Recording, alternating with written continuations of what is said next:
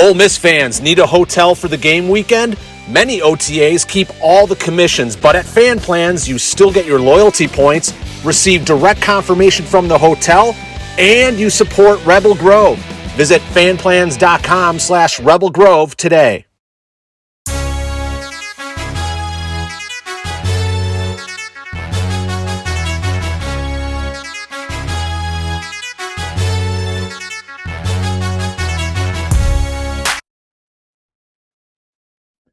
Welcome into another edition of Pete's Pigskin Preview. I'm Neil McCready. That is Pete DeWeese, the star of this show. Ole Miss defeats Kentucky 22-19. I felt good about it because I think that game went about the way that Pete and I sort of told you we thought it might go. Kind of low scoring, kind of close. Came down to the end. Ole Miss makes a couple plays on defense, wins the game at the end, 22-19. The Rebels now 5-0, 1-0 in the SEC. They head to Vanderbilt. Commodores 3-2 overall, 0-1 in the SEC. They lost to Alabama in their SEC opener. Their SEC home opener is Saturday, 3 p.m. against Ole Miss. You can see the game on the SEC network. This show brought to you each and every week by Walk-On Sports Bistro. They put everything they've got into bringing you game day with a taste of Louisiana. Dig into their mouth-watering, made-from-scratch Louisiana cuisine. Po' boys, gumbo, voodoo shrimp, plus fan favorites like juicy burgers, fresh salads, all in front of 70-plus TVs, 40-plus ice-cold beers on tap. Check them out in Oxford or Ridgeland today. Also, let Walk-Ons take care of all your tailgating needs this season. Inquire today about their family and friends bundles, their tailgate platters. Order online or on their convenient Walk-Ons app. Pete, how are you? I'm good. How are you? I am good. I'm going to get this out of the way now. If you're listening to this and you get a little frustrated during the show, it's kind of on you because I'm going to tell you now that I'm begging you to watch this show on YouTube. Spirit of full disclosure, I make more money if you listen to this show, but you're going to enjoy this show if you watch it. It's on YouTube, MPW Digital. I'd love it if you'd hit the subscribe button, if you'd hit the little bell to notify you, but you don't have to. You don't have to. I'll never know. If you don't tell me, I'll never know. And it's right there, and you'll get much more enjoyment out of this show if you watch it. But if you insist on listening to it, that's fine. You're just putting a few extra quarters and nickels and dimes in my pocket, and those pile up. That's the plan. So welcome into the show. Appreciate you being here. I guess we'll start here, Pete. Hell of a game. It was, if you were my friend sitting in Dubuque, Iowa, and you really didn't care who won, whether it was the Rebels or the Wildcats, number one, kudos to both teams for fantastic uniforms. I mean, seriously, it was great.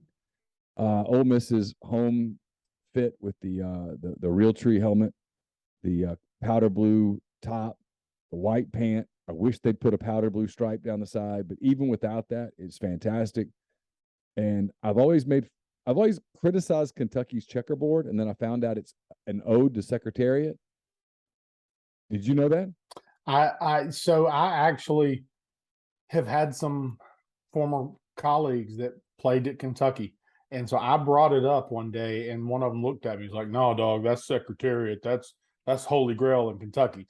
I'd forgotten it, but I swear I can hear right now Mike Scott's voice said, "No, dog, that's for Secretariat." And as soon as I heard that's for Secretariat, I was like, "Oh!" And I looked at it totally differently. Isn't that funny? It is. Be told, because if you ever watch the replay of like Secretariat winning by 30 links in the Belmont, you're like, "Oh my God, Secretariat was a badass." And so I totally get it. And now I'm like, "Oh, those uniforms freaking rock."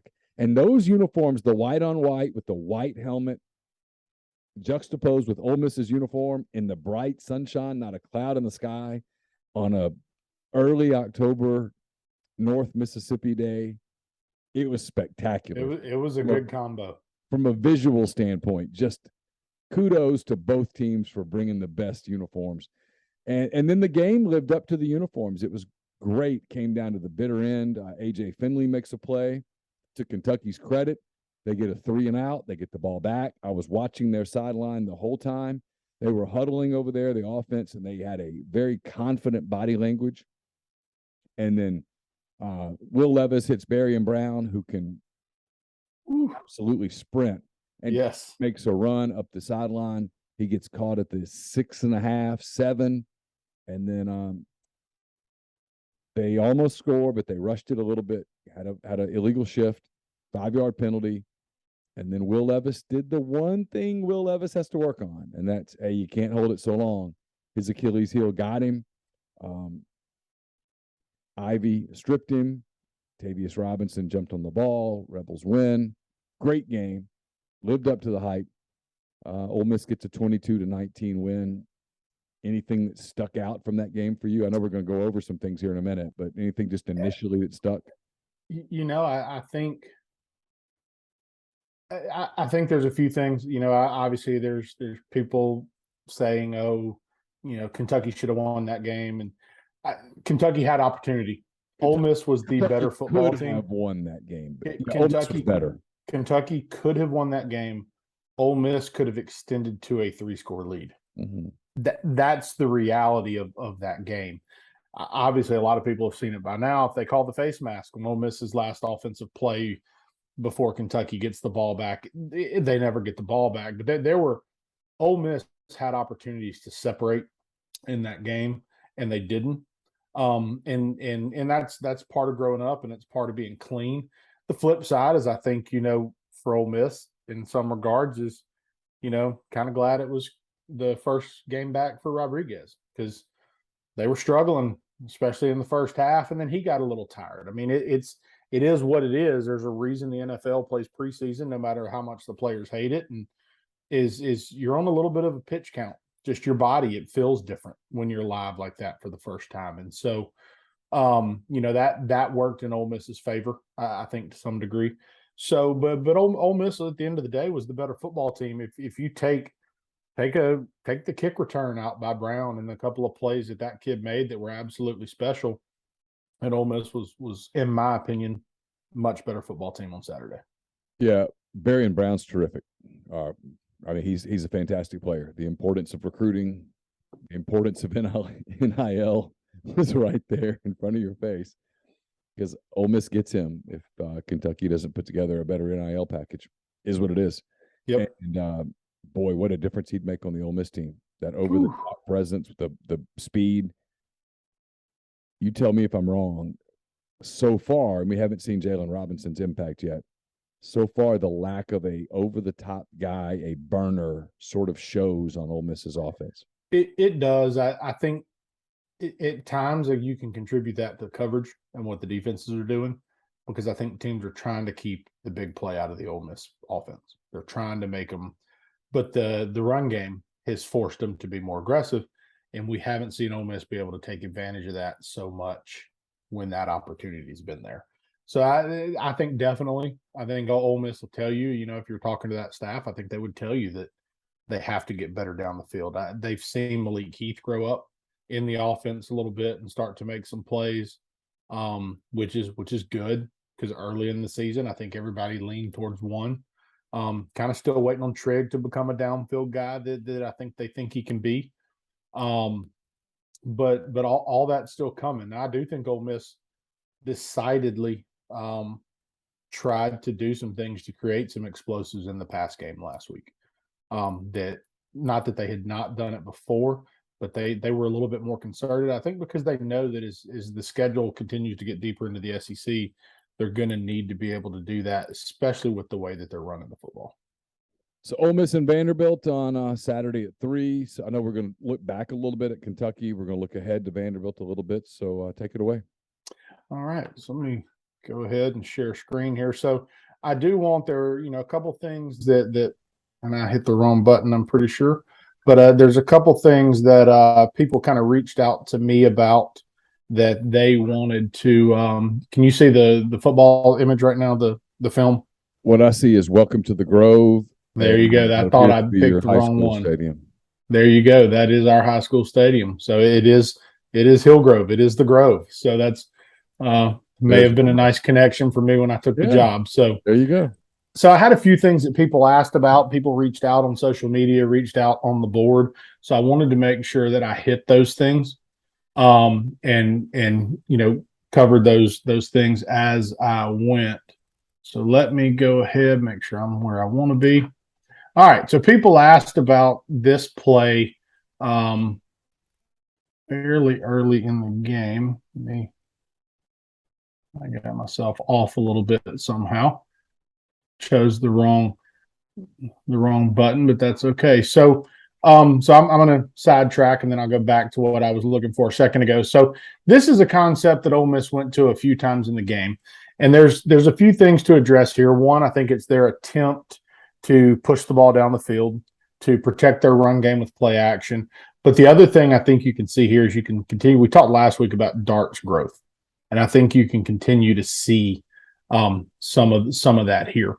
So what Ole Miss is going to do, and it's pretty common at all levels of football now, is teams are going to push a defender deep with the receiver that's attacking the middle of the field, and then typically they will come underneath it with some type of a deep crossing route. One thing that's kind of become in vogue recently in the last few years is running what a lot of people call a sting concept. It starts out looking like a shallow. In a traditional shallow, the receiver is going to run at the heels of the defensive line, work across the field, and if he gets free grass, he'll start to elevate a little bit. Otherwise, he's going to stay flat. What this concept does typically, so when you're teaching defensive backs to read and match routes, they're always going to look at the depth of the route and know how it's going to affect their technique, their eyes, and all these things. If you take this receiver and he releases vertical behind the backers, one of these defenders, depending on how they're playing their zone, is going to have eyes on and is going to be there to catch the route as it works to him. But that same defender is taught that if he goes underneath the backers, now my eyes need to go somewhere else, either outside looking for some type of a post or dig behind it, or opposite looking for the same type of route concept. So what Ole Miss is going to do here is they're going to push Mingo deep. They're going to release this same shallow route, but the sting variation is where as he gets underneath the backers, he is then going to try and climb and replace, and it almost becomes like a wheel route that comes from the other side of the formation. But you're really trying to get into the same space. But the depth of the route is to manipulate eyes and defenders, and if you're lucky, you get either a void in the zone, or you get a matchup on the linebacker where you're expecting to be able to win. So you can see here Ole Miss goes under center. Now, they had shown some under center early in the game where they ran some jet sweep, handed it off, tried another play action off of the same thing. So here they're going to go under center, and they're going to show the split zone that's been their number one run game throughout the course of the season. So you've got two receivers to the right, a tight end to the left who's off the ball, and another receiver to the left. They're going to fake the run action to the left, and they're going to bring the tight end back across in protection. Now, Kentucky plays this well. The defensive end gets upfield. He sniffs the rat pretty quickly. It's a good job by Dart. He shows the ball. The ball is out and extended to the tailback. Dart's eyes are turned as if he's seeing the ball being handed off.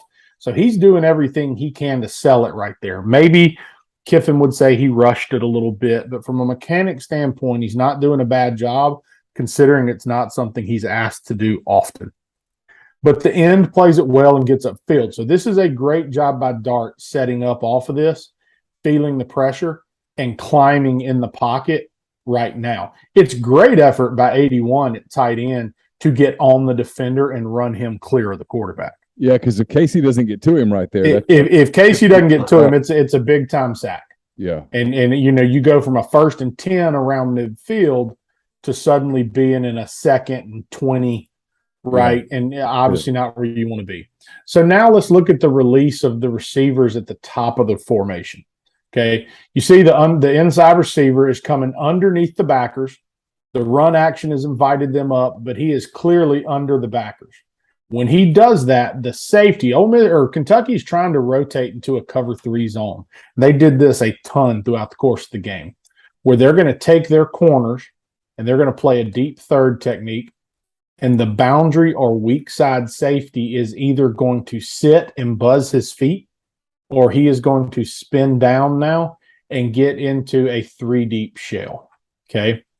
As the play presents itself, that weak safety starts to work down, but because the receiver goes under the backers, he turns and starts to climb for depth again. He is now thinking, that guy's not mine. I'm going to turn and get depth. Now, the outside linebacker down here at the bottom is actually who does a phenomenal job. As the Ole Miss receiver comes underneath, he feels it and starts to climb now, but the backside backer turns, opens hips, and is actually there to carry it. Now, great protection. He runs with Trigg. He runs Mingo. So yeah, he runs. So the corner runs with Mingo, but then as 11 comes across and starts to wheel down here towards the numbers at the bottom of the screen. Gotcha. Yep.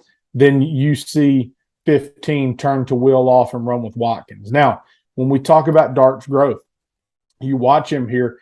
He evades a sack. Great effort again from Casey Kelly. Steps up in the pocket, looks to set his feet, and his eyes right now are looking for that sting route that's down at the numbers on the bottom of the field, and it's not there.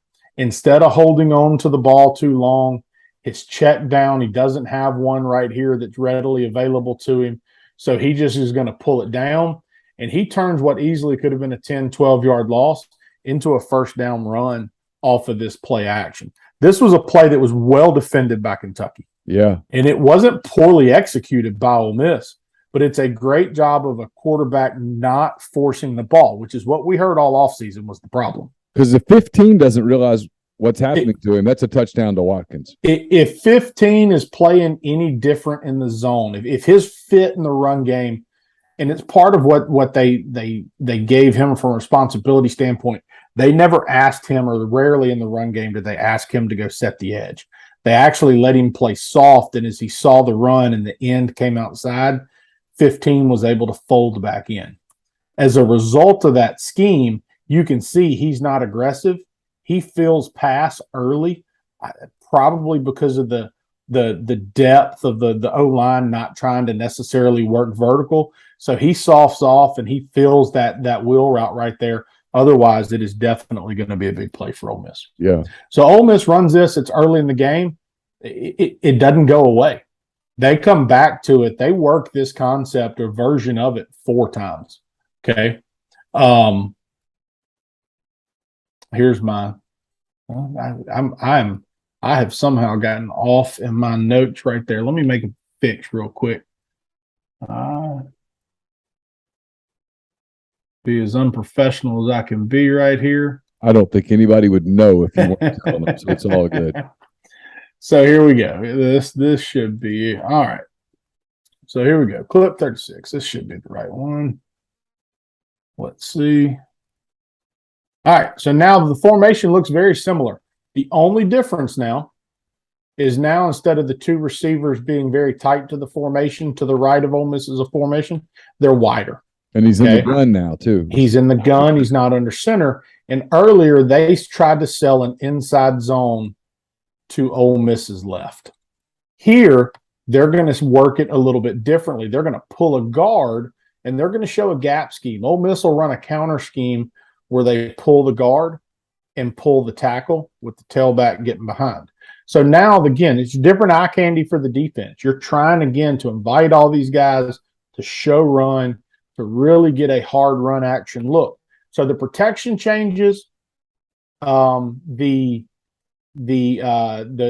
presentation from a formation standpoint changes, and then what they're going to do route wise is simply switch responsibilities. Earlier we saw Mingo the first time we run it. He's the post with Watkins underneath. Now they're going to flip it. Now they're going to bring Watkins over the top. They're going to push Heath deep.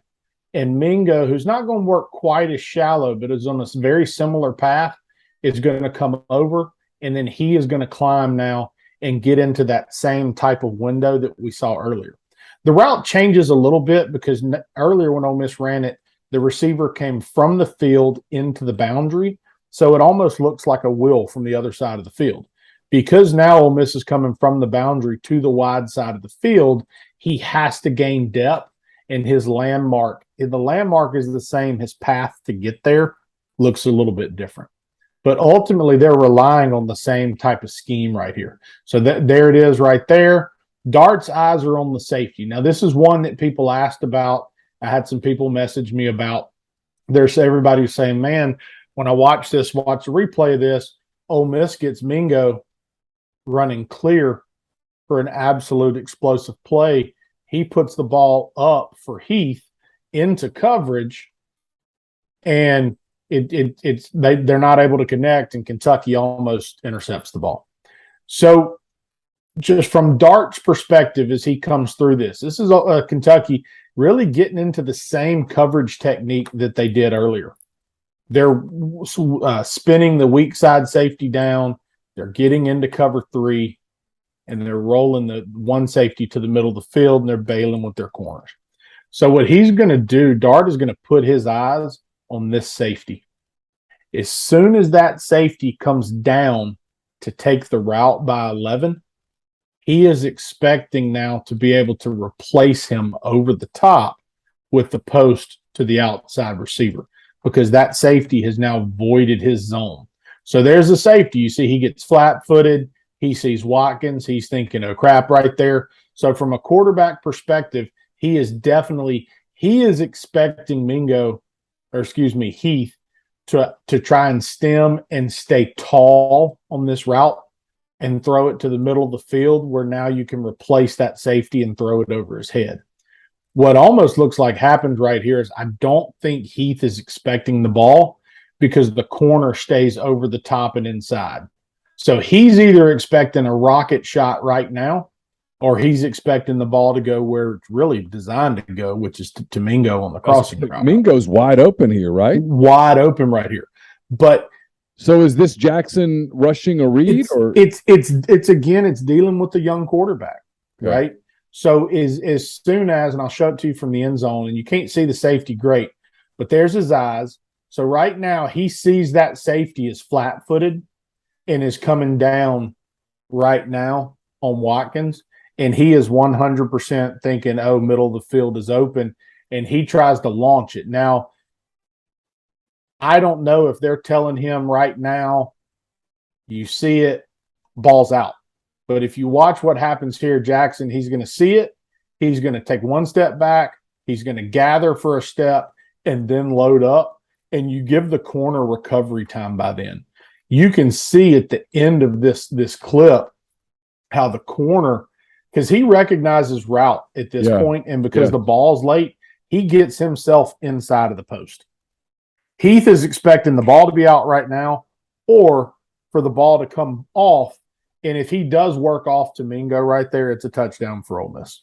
Yeah, the throw to Heath is never there. Even if he gets it off on time, Pete, it's not going to be there. The only chance it has right now for it to be an absolute earshot right here on this hash. Boy, that'd be like a Patrick Mahomes throw. He completed that throw during the game, but it was a different read progression. Okay. He was able to squeeze it in there. Okay. So the play action is going to make him late on that ball. Straight drop back, he can get his feet in the ground and get that ball out. Gotcha. Off of the play action right here, it's a deep ball, and it can't be a glance post. It has got to be a down the field throw. So they would probably like to see him work off right there and take the home run ball. Okay. So skipping forward in my playlist real quick, all the way down late in the game now. 2nd and 10, again, balls around midfield. And that's one thing you'll notice right now is I've shown you 2 clips, and the ball has been near midfield, every time right here. All right, not something they're calling backed up. So here they go. They go to the exact same scheme that I just showed you. Kentucky defends it a little bit differently. This time, the middle of the field safety doesn't bite, but what he does do is get depth. And what they're trying to do here is they're trying to cheat it, and essentially he recognizes it and plays it like, man, this safety spins down, he's deep, and the outside linebacker actually does a really nice job right here. But As Mingo releases, gets underneath Watkins, and now starts to climb. Okay. He sees, Dart sees, he knows the post in there now. The safety gave him that read. So now he's trying to find, okay, the safety has gotten depth. The post is away. Is there anybody in my window for the sting route where Mingo's trying to work? There's the backer. So now here's the progression. Come down, find my check down. It was just 2nd and 10, and now you're 1st and 10, and you're across midfield because he went through his progression. He trusted his rules right there. He goes, you see him, eyes on the safety, safety's deep. So now his eyes shift. He's looking, who's going to get my crosser? There's a defender there. Quickly, without hesitation, find my check down, and then let your athlete go to working space. Ends up in a first down. So, that's 3 clips of essentially the same type of play, and then I'll show it to you one more time here. This is, again, later in the game now. Okay, so your 4th quarter here. So here we go. Ole Miss is, again, change the picture a little bit. So now we're running it back into the boundary, not to the field like we did on the first 2. So you're going to get the post again from the boundary to clear everything out. You're going to get a deeper route here, and now here comes the shallow, is going to come underneath, and then is going to go and climb again. Okay, there's the play action. Kentucky comes with an all-out blitz, and you talk about an absolute. Oh, I remember this throw. This was his best throw of the day. This was, you don't want him to throw off his back foot. You don't ever want a quarterback to throw off his back foot. But the way that he anticipates and drops this ball in there. Yeah. Ooh, buddy. Watch it from the end zone and watch where his body is when he releases the ball. And then look at the touch right there to drop that ball in. Wow. And give the receiver a chance. If he's able to step into it, if he doesn't feel the pressure to his right, he leads him more up the numbers. It's still a big play, but he has to kind of fade it out there right there. And here's the thing about this ball. For a kid that you were worried about the gunslinger mentality and being risky, whether he did this intentionally, I can't tell you. But the thing about this throw, whether it's a catch or not, who can make that catch? Only the Ole Miss guy. It's either going to get caught or it's incomplete. Exactly. Right. That's the best thing about the throw right there. And I mean, that is extremely impressive. It's a really great blitz pickup by the running back, but that is an extremely impressive throw. And he knows if he hangs in there for just a split second more, he's going to get sacked. He's taking a shot, no question. Right. All right. So let's go switching to a different concept now. Okay. So one of Kiffin's favorite concepts, this was day 1 or day 2 of his installs when he was still in Florida at FAU. Okay. It's a concept he calls spin. It's a really simple concept. Okay. To one side of the field, usually the wide side, he has a man-to-man beater. Guy's going to outside release on a hitch, and he's going to work a slot fade. He's going to go step on the toes of the defender, and then he's going to fade and push himself to the numbers. You get man-to-man, you're trying to win this matchup with your slot receiver matched up on a nickel or a safety. If you see zone, your outside receiver to the boundary is going to work a dig, and your number 2 receiver, in this case, Kelly, the tight end, is going to work this little grab or pull route. He's going to work 5 yards, put eyes back to the quarterback, and if there's anybody on him, he is going to pivot and turn to the sideline. The idea being that if there's a backer that's on you, when you expand, he'll expand, and you widen the window to throw the dig. If the backer turns and is evaded and dropped so deep that he's underneath the dig, you just throw the underneath route and hope your guy is going to go make the completion. So when Ole Miss lines up in 2x2, it's a concept they really like. Okay. So right here, he looks up, he sees there are 2 high safeties. There is no blitz look from the defense. So he is 100% anticipating zone. So he is going to look through this hallway to see where that backer goes and if he can work the dig window behind it. Okay, I messed up again. I'm out here firing myself because I clicked off that play a second ago. All right. So let's go back. Sorry about that. All right, here we go. Now we got it. So this clip, they're actually doing it out of 3x1. Okay. Similar concept, but now here's the pull route. Here's my dig. And then on the outside, they're just going to clear something out with typically a fade or something on the other side again as a man-to-man beater. Okay. So here he sees early, he sees what looks like a zone look. So he's going to work his way down here to the bottom. Okay. He chooses to work the post into the boundary right here. And this is the one I was talking about earlier where I said he made that throw on the post when he threw it out of his break and put it down. He sure did. Put it right there. So really out of 3x1, it almost looks like, Ole Miss is giving him a post there instead of a fade. But you can see at the bottom, it's the same idea. You've got the guy working the pull route. You've got the guy getting ready to bend in behind him, and he works this post to the field. The release right here by Malik Heath is beautiful. Oh, yeah. He gains ground. Watch him gain ground on his first step.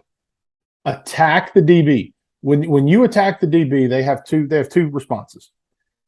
They fall back or they get physical. They get physical, it means their weight's forward. And if you're a big physical receiver like he is, you hope you're physical enough to play through it. But what you see here is he attacks, look at him gain ground in those first two steps. What does it do to the DB? It immediately puts him on his heels. Soon as that DB opens his hips to the outside, Heath is gone. And then watch him. Watch how when he releases inside, and this is if there's any young receivers or any dads that are trying to teach their son to play receiver, when he releases inside, he doesn't work inside. He stems back vertical and presses on his outside shoulder to keep the DB where he wants him so that when he breaks, he creates more leverage and separation. This is route teaching 101 from a receiver right there. Absolutely beautifully done. Wow. And Dart could not have been more on, like to the point that is a really tight window, and they might have had a conversation with him about make sure you see 25. But look at his eyes right now. He sees 25. He knows where 25 is. He saw the safeties and the linebacker kick to the three receiver side. He's outnumbered over there. So he's going to hold 25 with his eyes. And then right now, ball absolutely could not have been thrown any better. Yeah, hell of a throw. Great. Hell of a throw. Yeah. I mean, one of it, the play we looked at a minute ago was impressive, right? We talked about, the way he drops that ball in there. But from a timing and rhythm standpoint, that throw and catch right there was absolutely flawless. So now the 2x2 version of it. And this is the one I showed you earlier, right? There's our dig. There's our pull. There's our slot fade. Okay. So again, you're looking at a 3rd and 8 right here. It's a good call because you give the quarterback a real clear indicator. It's man here, zone here. Kentucky shows zone. They're going to blitz from the boundary right here. So all he's got to do, if you watch 81, Kelly's going to push forward like a hitch. He's going to stop and watch him work outside and the effect it has on the linebacker. The linebacker is going to expand with him. And again, you talk about route running right here. Watch Heath. He's going to push off the ball. He's going to stay as vertical as he can. And he almost gains outside leverage at the top of his route. And watch what it does to the DB's hips. Where are his hips facing now? Outside. Yeah. Where's my route going? Inside. So if I can get that DB playing this off technique the way he's playing with that depth and get him to open his hips, I now have him beat when I come back across the middle. And it's a great run after catch, but again, it is quality route running. It's a great job by Dart handling the low snap right there, but he sets his hallway, he gets his feet in the ground, the throws in rhythm, and it goes from a 3rd and 8 into a 26-yard gain for Ole Miss. Okay. Real quickly, going to show you 2 more clips of the same thing, and then we're going to push on and talk about some Vanderbilt. So here we go, back to the 3x1 look again. Okay. So you've got the post to this side, and this is the interception that he throws before the half. Okay. This is Jacquez Jones's pick here. This is Jacquez Jones's pick right here. Okay. So I don't know if Jones has seen this 100 times in practice. I don't know if he just knows that he has help on the outside, but there's Kelly sits, and instead of pulling back outside with that route, he stays underneath the dig window and just baits it. And it's a play that when you look at it from the end zone copy, okay, there's a window to throw that ball, but he has to let him get into that window. And Dart, I think, anticipates Jones working out with the tight end. And when he doesn't, there's the pick sitting there waiting on it. You know, it's a play clearly that Ole Miss would like to have back, and it's one of the few poor decisions. It's one of maybe 3 poor decisions from my point of view that I saw on the film. Kiffin called it, quote, horrible, end quote. That's the man's not wrong. And when you look at it there, you're like, oh yeah, I see that. Oh yeah, that's horrible. So here's a look. I want to show you this. By my count, Ole Miss ran this 4 or 5 times during the game. Here's a look now. He sees man to man, so he's going to take the fade side right here. Okay, and it's not a bad route. The ball is just off right here, and if you watch it, he goes down. The snap is fine. He gets his feet in the ground. Right now, see the tilt in his shoulders is not what they want. You'd like to see him probably stay on plane a little bit more. But he also, you see, he can't step into this throw when you watch it. They give up pressure on the inside right there, just a miscommunication in protection. And because he can't step into the throw and he can't generate power through his hips, it's all arm, so the ball lags behind. If he is able to step into this throw and drop this throw right outside the numbers, the receiver is ahead of the DB and definitely has a chance for another big catch in the fourth quarter, in the, I guess, late third quarter here. Yeah, this is late third here. Could have absolutely been a big play. But just wanted to kind of show you how those two concepts work. And then the last thing that I do want to make sure that I show you, make sure I've got the right clip, okay, is this is the touchdown run by Judkins, okay. So it's a concept we talked about after the Georgia Tech game, something they did a ton, where they brought motion this way to sell jet sweep. They ran zone away from it and then brought the tight end back across to build the wall. So I'm actually just going to go ahead and cheat and go to the end zone copy right here, because this is handled really nicely. It is a great job. Casey Kelly almost passes him up, but is actually able to get just enough. And it's probably one of the better plays, in my opinion, by Pettis on the day. And he got praise and accolades for his first start, but he is by himself on this 4-eye, this inside defender. And Pettis is going to really work inside, and then he is going to wash the whole side down. Okay, as Casey Kelly comes across, he's responsible for the first thing outside of Pettis. He's expecting it to be this outside linebacker.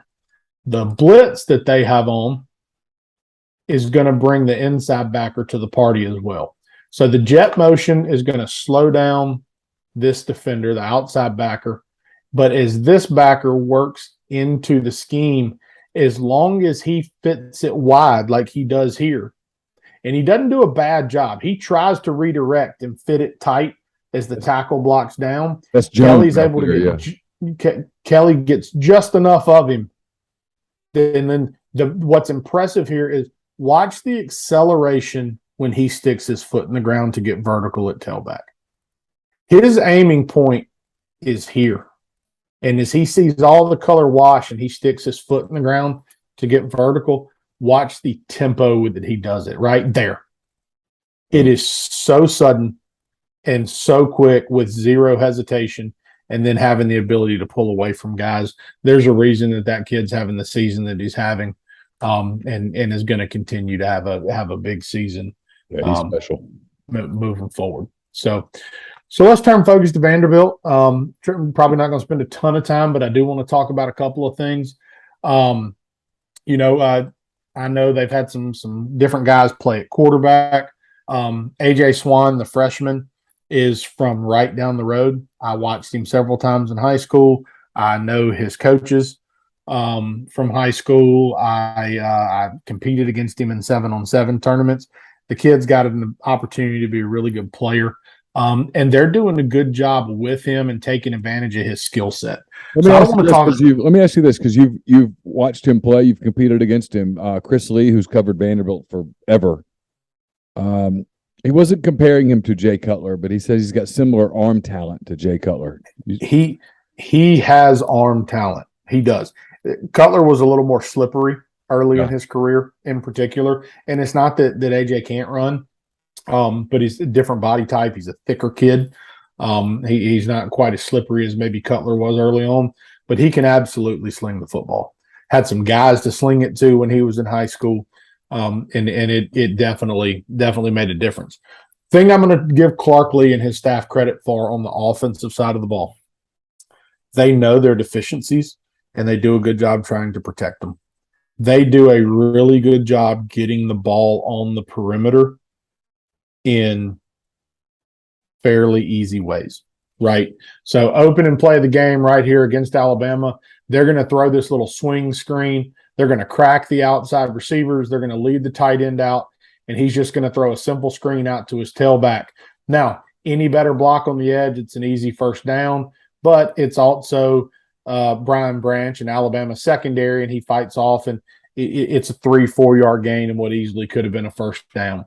You skip forward, their second offensive play of the game, they're going to give him an easy RPO, okay? They're going to bounce the back right here. They're going to run a zone run scheme, and again, you're just giving AJ a very easy read. The corner's off. Anderson's got to come play the run, give it to him right now, and let a kid get out on the perimeter and go make plays, because they're not going to win a ton of ball games trying to hit, just hit their head on the wall on the inside. They know that. So they try to do things to create that space on the outside.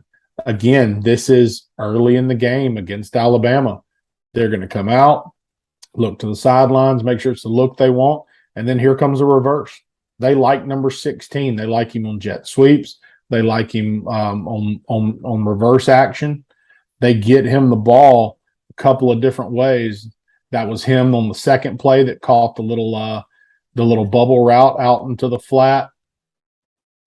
I think you're slowing down for me, but it's here on the reverse. And if you look at the reverse, it's an interesting design. Okay. He's lined up down here at receiver. They're going to get in a little unbalanced set up to the top. They're going to turn. They're going to show run this way, and they're just going to flip it right back to him the other way. And again, they're not going to win second one against Alabama, and they know it by running on the inside. So they're finding all these creative ways to try to get the ball in guys' hands. They're not just asking AJ to hand it off. They're giving him RPOs. They are letting him run the offense. And so Ole Miss is going to have to defend the full field. I want to show you one more clip of their offense, then we're going to move to their defense. And this is the kind of stuff that I'm sure Ole Miss has had to spend some time preparing for this week. They come out and they show this empty set against Alabama again early in the game, and they're going to shift, get themselves into a different look. And this is on a 3rd and 2. They know they're not going to win a ton of games trying to always hand it off up the middle. So they've shifted now into an unbalanced look. They now have both the receivers at the bottom of the screen are on, and if Bama does not match it with players, they're going to throw the bubble out here to number 16, who they've shown that they like. Bama's going to put 2 guys within 4 yards of the outside receivers. They've got another linebacker that's walked out and a safety over the top. So Vandy's going to just take the math right here and hand the ball off, and they get just enough to get on the edge and make a play. So Ole Miss, I'm sure, has had to spend some time this week looking at all the formations, all the shifts, and all the different ways Vandy likes to get it on the perimeter. I'm curious to see with Ole Miss playing a little bit lighter box, right? Playing their 3-2 and doing a really good job of forcing the ball on the perimeter with their safeties. Outside of the first screen that Kentucky threw to Barry and Brown, on their, I think, first drive of the game where he got loose and got down the sideline for a big play. They did a nice job handling most of that stuff. And, if I'm curious to see if Vandy feels better about trying to run the ball inside because the box is a little bit lighter, the math is a little bit different, or if they continually try to stress the edge, and then how Ole Miss chooses to handle that with all the defensive backs that they put on the field. Kind of flipping the script a little bit, I want to talk some about Vandy's defense. So, Clark Lee, defensive guy, right? Before coming to Vanderbilt, defensive coordinator at Notre Dame. He cut his teeth as a player at Vanderbilt, and then coaching defensively after that, obviously. And then you look at his defensive coordinator too, right? Guy that was at Virginia with Bronco Mendenhall. Before being at Virginia, he was with Bronco at BYU, who have traditionally been good defensive football teams, and they give you a lot to prepare for. So one thing about Vanderbilt, if I was going to have to kind of classify and say this is the one thing I can tell you, what you see is not always what you're going to get, right? If you're Ole Miss right here, you can line up with 4 receivers on the field and get 4 down linemen and 1 linebacker. And you're looking at that going, hey, we got 5 to block 5, especially if the quarterback can run a little bit. The math is in my favor. The picture is going to change.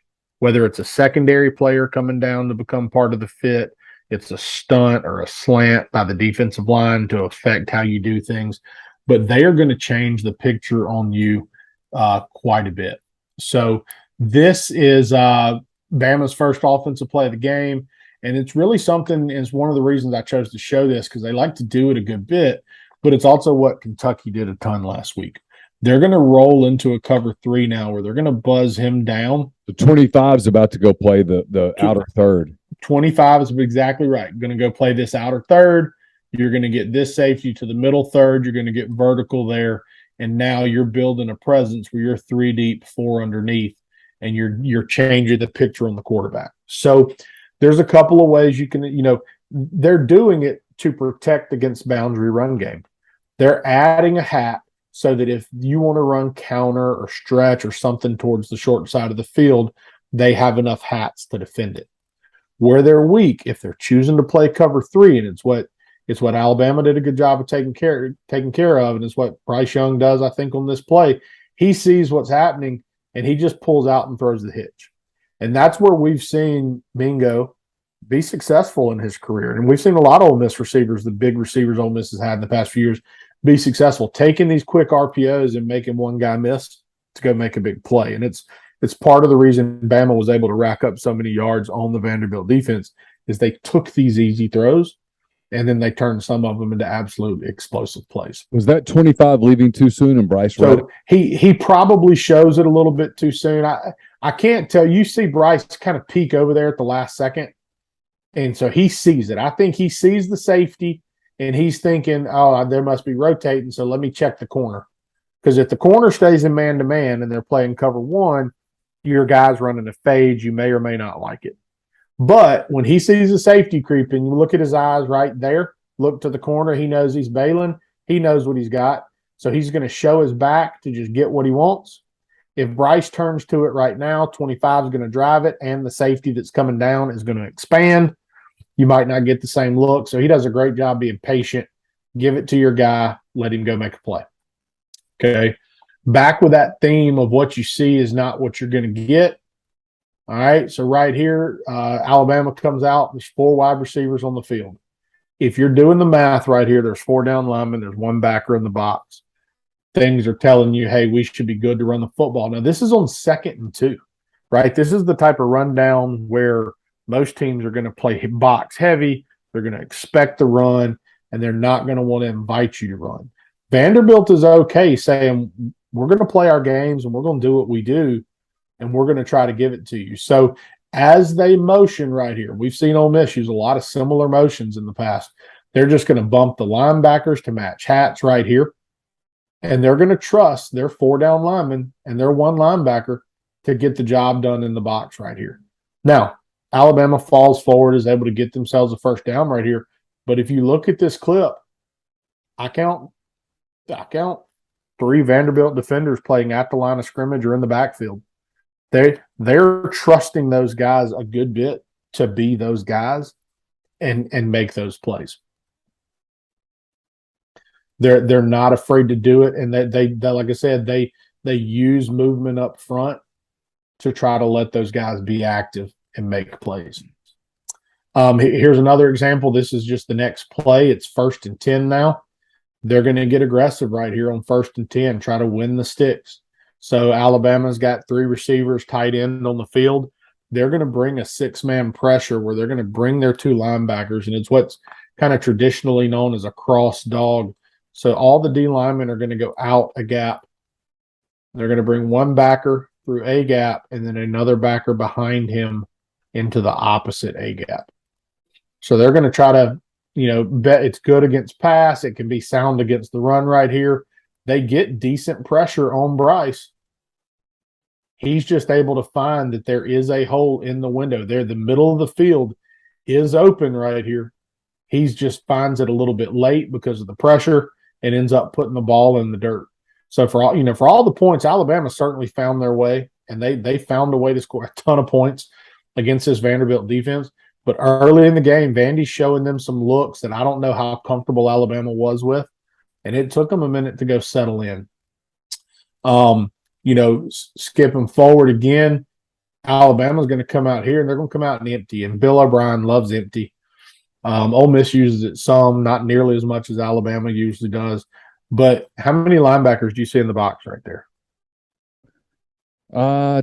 2, depending on sort of how you define it. But so they're wide. They are really wide. They are both outside the tackle. Technically, none. You could certainly argue none. So what they're going to do to make up for it here? So Bama comes out and empty. This is after a penalty. It's 1st and 20. Screen, draw, high probability during this type of down and distance situation. So they're comfortable living in this box. When Alabama motions the running back in, one linebacker adjusts. Okay. Then as ball snap, there's the draw. So what they're going to do in these situations is they're going to use a defensive line stunt here, and they're going to work a stunt between the two inside defenders. And you see them communicating right there. The back motions in. So when 91 kind of tips his right hip, what is he telling Zero? He's tapping his hip. So I don't know right there if he's telling Zero or if he's talking to one of the other defensive linemen. But as soon as he sees that, watch 35. 91 is going to tap his hip. 35 is going to point to him, and he's telling him, "You're going first." Okay. So they're working a stunt now. So when he taps his hip, what he's probably saying is, "I'm not in this gap anymore. Okay. It's about to be open." Okay. So 91, people call this a tech stunt. The T, because the T goes first, and then the nose is going to come. So some people will call it a ton. Tex with a to tackle and an end. Ton with a tackle and a nose. So the tackle is going to go first right here. The nose is going to come around behind him. And there's the run scheme. Now, what happens is, if you notice, Zero does what? He jumps outside because 91 just told him that gap's going to be open. What really should have happened is they're expecting the other backer to be able to fall in late and cover down, as they call it, on this other side. If Zero doesn't jump out of there so much, they really limit this gain. Instead, he jumps out of there expecting to have to open up that back. But Zero should have known. I'm sorry to interrupt. No. It's frustrating to me. Zero should have known that 35 was going to fill that gap. He should have known. Here's the other thing, though. Watch Zero's eyes. Easy for me to say, right? Well, it is. Zero's eyes are on the running back. Watch what the running back does. His eyes go out. Oh, yeah. So right now he's thinking right there. He's thinking he's check release. So what he's thinking right now is that running back is looking to protection. Nobody comes. He's about to release into a route. So Zero's trying to get out there because he's got to go leverage that route. And because of those 2 missteps he takes trying to go protect against a potential route, it turns into an 8-yard gain. You get him in a much more manageable situation. I mean, if you're a linebacker and you just make a quarter second bad read, you're beat. Yeah, oh, absolutely. Absolutely. I mean, you go back to the touchdown run from Judkins earlier. Yeah, Jaquez was in position. If he fits it one step tighter, it's a minimal gain. It's a 1-yard gain. Yep. Yeah.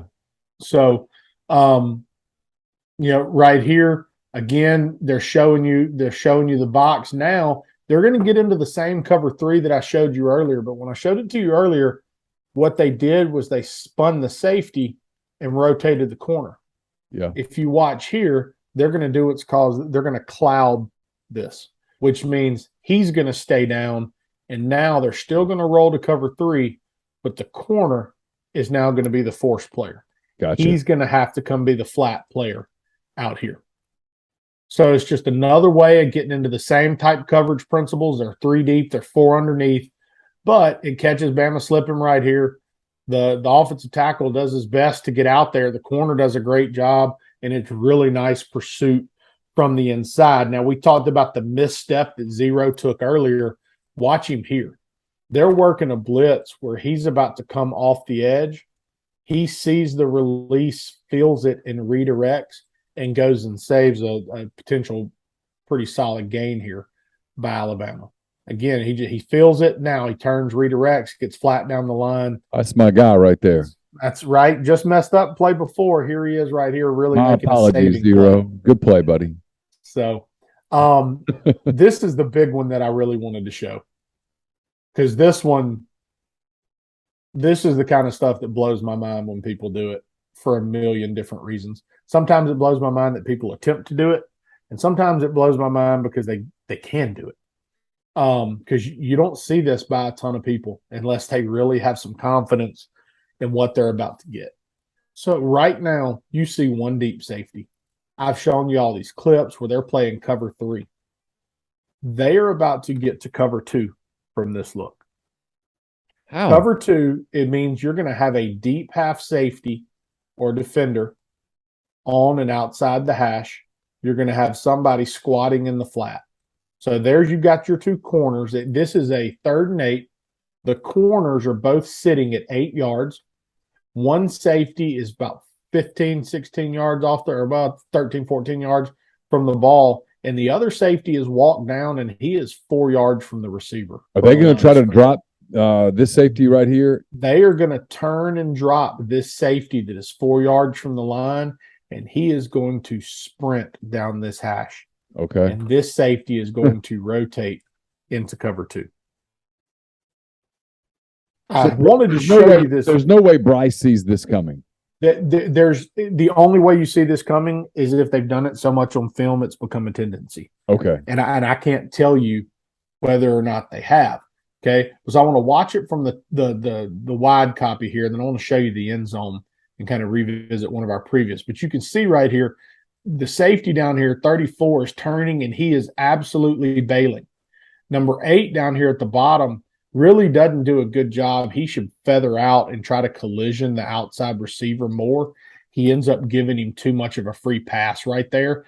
And if Bryce throws this ball down here to the fade, it's a touchdown.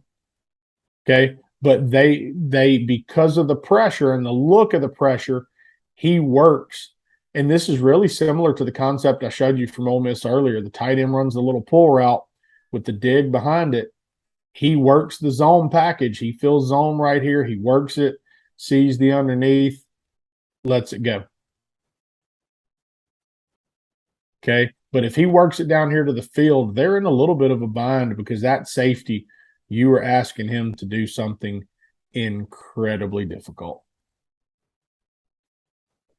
Now, from the end zone, you and I have talked, we've looked at a little bit, what protecting the passer, right? Why is pass pro so poor?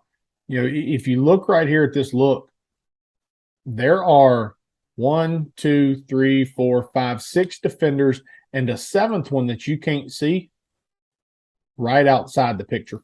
Okay. Okay. You don't know who's about to come right here. They're showing 7 guys in the blitz. When this ball is snapped, there's only 4 coming. They're trying to get you to throw an underneath route. He's trying to get him to unload the ball quickly, thinking that there's a lot of pressure coming. 1,000%. Okay. And you're trying to buzz 13-0, and then whoever that is, 93, you're trying to buzz, and when he throws the ball hot, get them out underneath to it. If zero takes a little bit wider angle right here, it's a chance at an interception right there. If that was a slant route and not a hitch, there's a chance at an interception right there. So it is a complicated look. They show you some funky stuff, And if you're dark this week, not forcing the ball into some of these disguised looks is going to be very important. Being sound and protection with some of these looks is going to be very important as well.